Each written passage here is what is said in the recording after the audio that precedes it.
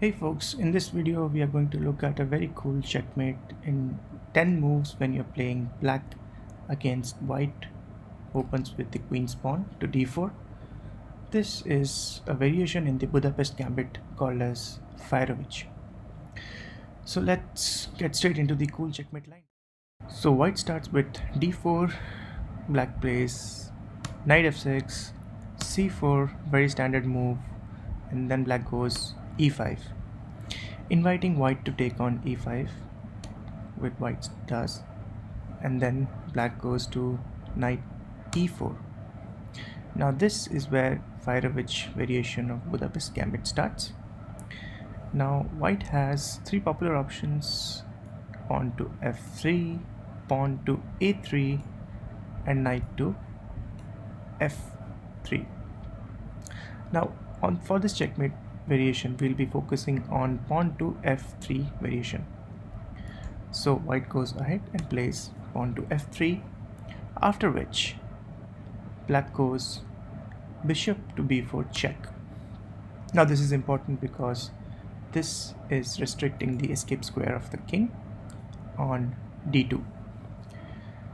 White responds with knight to c3. Now we have to be very careful on how to take this knight. There are two options, either to take with the our knight or with the bishop. Now the best move here is to take with the knight, because after which the bishop is always there to check the king on the next move. Now the pawn takes back the knight here, and the bishop checks the king, forking the king and the rook. White responds with blocking with bishop on d2, and here black has two options, either take the rook or take the pawn. Of course, taking the rook looks much advantageous and helps gain material, but for this checkmate variation we will take the pawn on e5. After taking the pawn, white would be like, why would you not take my rook, and would like take it out of the line of the bishop. Let's say move it to b1, and now comes the killer move for black, where black goes to d4 check with the queen.